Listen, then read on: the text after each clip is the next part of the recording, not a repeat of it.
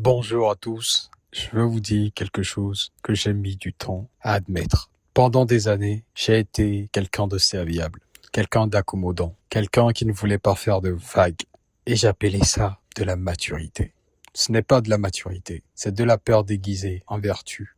Je ne savais pas qu'à l'époque, qu'il existait un mot précis pour décrire ce processus. Un mécanisme invisible par lequel une société entière peut convaincre un homme de se rendre volontairement inoffensif et de trouver ça noble. Esther Villard l'a appelé la manipulation. Robin Bakker l'a étudié dans nos gènes. Tolstoï en est mort de rage dans ses journaux intimes. Mais avant tous ces noms, avant toutes ces références, j'ai vécu ça. Vous aussi, probablement. Et si vous n'êtes pas sûr, posez-vous cette question. Combien de fois, cette semaine, vous avez dit oui alors que vous voulez dire non? Bienvenue dans Stamina. Aujourd'hui, on parle de l'homme manipulé. Voici notre itinéraire en 4 étapes. 1. Le piège du gentil garçon. Comment la société transforme l'instinct masculin en servitude volontaire. 2. La biologie qu'on nous a cachée. Ce que Robin Bakker et la science évolutive disent sur la compétition masculine et pourquoi ça dérange. 3. Tolstoï avait raison pour les mauvaises raisons. La sonate à Kreuzer comme diagnostic d'un homme qui n'a jamais intégré sa propre force.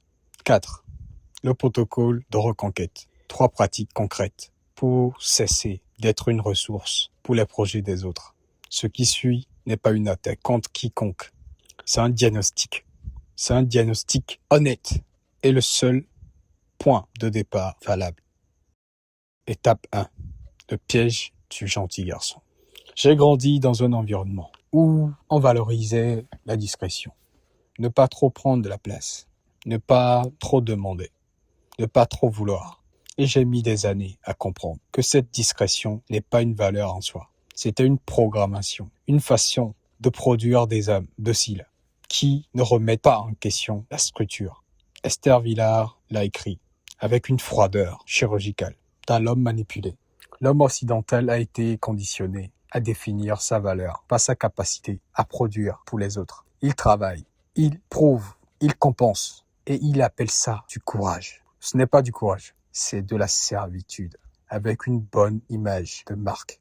Maintenant, et c'est important, je ne dis pas que Esther Villard avait entièrement raison sur tout. Son livre est provocateur, parfois excessif, mais il pose une question que personne d'autre ne posait aussi clairement en 1971.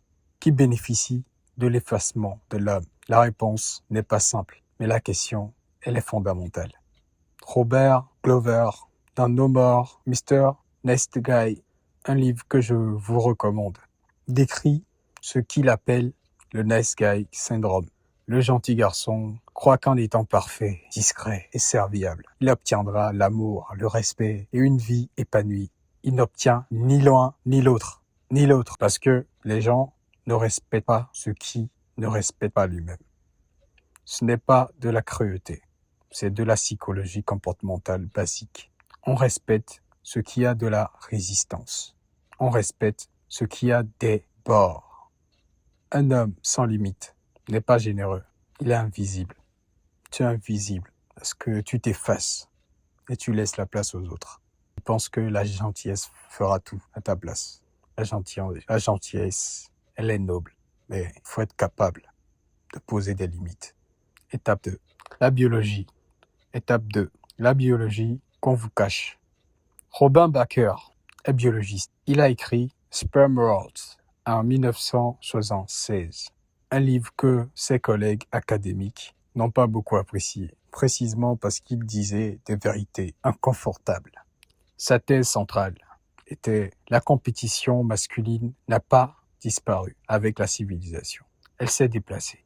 Pendant des millions d'années, les mâles de presque toutes les espèces ont compétitionné pour accéder aux ressources, au territoire, au statut. Ce n'est pas une idéologie, c'est de l'évolution documentée. Maintenant, voici ce qui est intéressant. Quand vous supprimez l'expression légitime de cette compétition, quand vous dites à l'homme que son instinct de se dépasser, de dominer son propre destin, de gagner, quand vous lui dites que tout ça est suspect, problématique, dangereux, que ça ne sert à rien. Cet instinct ne disparaît pas, il se déplace. Il devient de la rage passive, de la frustration chronique, de la compétition dégradée, les classements des jeux vidéo, les disputes de commentaires YouTube, les hiérarchies de bureaux sans enjeu réel. J'observe ça autour de moi régulièrement, des hommes brillants, énergétiques, capables, qui canalisent toute cette énergie dans des directions qui ne construisent rien, pas parce qu'ils sont faibles, parce qu'on ne leur a jamais dit que que leur énergie était légitime. La neurosagesse, c'est comprendre comment fonctionne votre cerveau. Comprendre comment fonctionne son cerveau vous donne un avantage considérable sur ceux qui ne savent pas. Voici la neurosagesse que je vous offre aujourd'hui. Votre instinct de compétition et de dépassement est neurochimiquement réel. La testostérone n'est pas un défaut de compétition, c'est un carburant. La question n'est pas de l'éliminer, c'est de choisir votre circuit. Étape 3. Tolstoï et la rage mal dirigée. La sonate à Kreuzer, Tolstoï, en 1989, c'est l'histoire d'un homme qui assassine sa femme par jalousie. Il raconte son crime dans un train à un inconnu pendant toute une nuit. La plupart des gens lisent ça comme une histoire de jalousie amoureuse. C'est beaucoup plus que ça. Ce que Tolstoï décrit avec une précision qui le trouble lui-même, car il a mis des années à publier ce texte. C'est un homme qui n'a jamais développé de relation avec sa propre force intérieure. Il est éduqué, cultivé, socialement respectable et totalement vide à l'intérieur. Il n'a pas de mission, il n'a pas de structure. Alors, il s'attache à sa femme comme à une ancre. Et comme cette ancre bouge, il coule. Par jalousie, sa jalousie n'est pas de l'amour. C'est le désespoir d'un homme qui a mis son identité entière dans quelque chose d'extérieur à lui. C'est ça la leçon de Tolstoï. Pas la méfiance envers les femmes, pas la misogynie que certains lui attribuent. La leçon, c'est un homme qui ne se possède pas lui-même ne peut pas avoir de relation saine avec qui que ce soit d'autre. Ni avec une femme, ni avec l'argent, ni avec une carrière, ni avec une mission. Carl Jung appelait ça l'individuation, le processus par lequel un homme intègre toutes les parties de lui-même, y compris les plus sombres, et devient une entité cohérente. Un homme qui n'a pas fait ce travail est gouverné par ses peurs sans le savoir. Dans ce roman, le personnage n'avait pas fait ce travail. Et ça s'est terminé dans le sang, dans un train de nuit. Étape 4. Le protocole de reconquête. Assez de diagnostic. Maintenant, je vais vous donner les outils. Outil 1. La cartographie des oui. Pendant 7 jours, notez chaque fois que vous dites oui à quelque chose. Juste notez, pas juger. À la fin de la semaine, regardez la liste. Demandez-vous pour chacun. Est-ce que j'ai dit oui parce que je voulais vraiment ou parce que je voulais éviter quelque chose, un conflit, une déception, un regard? Les oui de peur sont les fuites de votre énergie souveraine. L'outil 2, la mission écrite. Prenez une feuille, écrivez à une phrase ce pourquoi vous serez prêt à vous lever à 5 heures du matin. Pas parce qu'on vous y oblige, mais parce que ça vous appartient. Pas un objectif financier, une direction, quelque chose qui vous engage profondément. Si vous n'avez pas de réponse immédiate, c'est la réponse.